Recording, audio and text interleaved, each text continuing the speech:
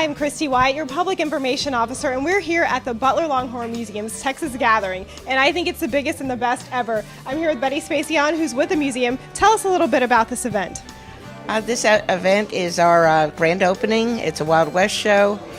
We're here for everybody to have fun, and we've got a lot of rodeo people, live animals. Kevin Black is our star singer, and it's just going to be a lot of fun. Okay, now you guys hold this event every year. What's the point of it? What do you guys do this event for? We're fundraising to complete the exhibits upstairs. Okay, and tell me a little bit about the museum. If people didn't make it out to the Texas Gathering, what can they see if they come to the Butler Longhorn Museum? All right, we start out with this bottom floor with our classic ace steer. We do have a movie theater, we have a saloon, we have a jail if you're not good. Then you go up on the second floor, we have a sunset corral, and then we have a ceiling full of horns, and we're going to hopefully get into the Guinness Book of Records. We have different kinds of art. In fact, today we have the rodeo art from the Houston Livestock Show. Then on the third floor we have a gun exhibit, and we've had a lot of antique guns donated and more art, and it's just a work in progress. Okay, now there's lots to see out here for this big event. There's great music, there's great food, there's all kinds of things that you would never see unless you travel back to the Old West. Right. But you can see that all at the Butler Longhorn Museum as well. Tell us how we can get more information about the museum. Just call the museum. We also have a website, www.butlerlonghornmuseum.com. We will start being open 5 days a week starting June 1st. They can call the phone number and come in and have a tour, or they can have a special event here. We're open to suggestions. Okay, now if you're interested in the Old West, if you're interested in cattle or League City's history, come on down to the Butler Longhorn Museum. Okay, joining us now is Kevin Black, and he's been performing here at the Butler Longhorn Museum, and everyone's been excited about hearing his music, but now you have a chance to actually have a one-on-one conversation here with him. Tell us a little bit about your music. There's a gunfight going on. That's been happening all day, because that's what happened here in the Old West back whenever the Longhorn steers were, I guess, morphosed. But what was the question before we? Well, we were talking about the great food and the great entertainment out here, and we were talking about your music in particular. Tell us a little bit about it. I've been performing out here.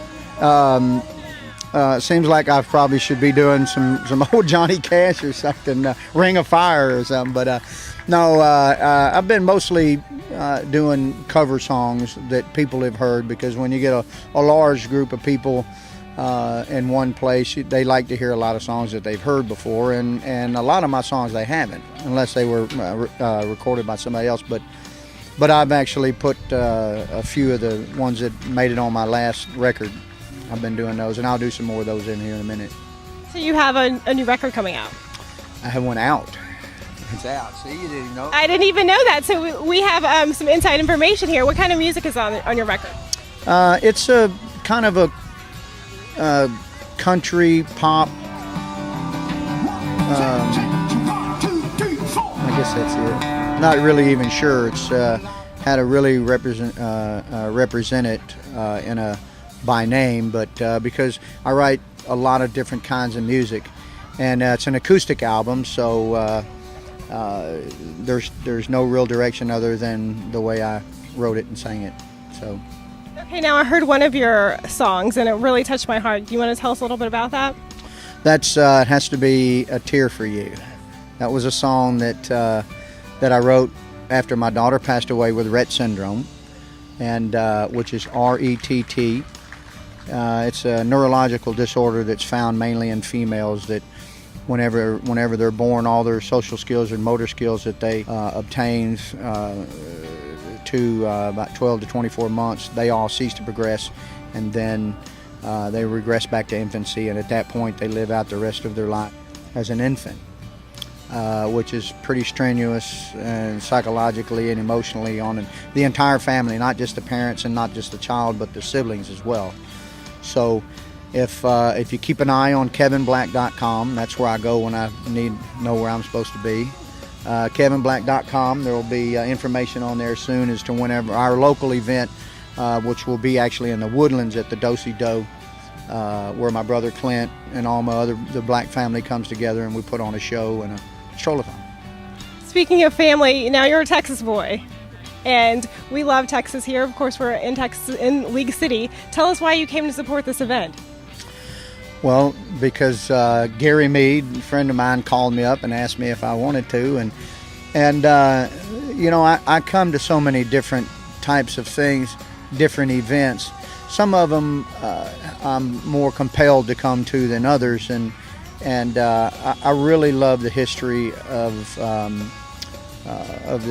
Texas and the history of America, and the history of the world is just absolutely amazing. So, but it's not often that one gets to come to one particular location and find out as much as the information they can find out about the Longhorn steer and the Butler family that had so much influence on the way life grew around here.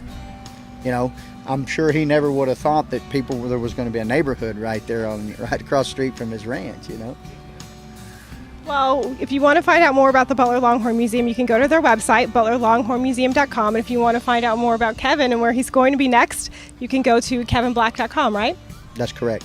Hey, anything else? If you want to find out more about you, where do we go? If you want to find out more about me, you can log on to Channel 16 or leaguecity.com. And until next time, I'm your Public Information Officer, Christy Wyatt.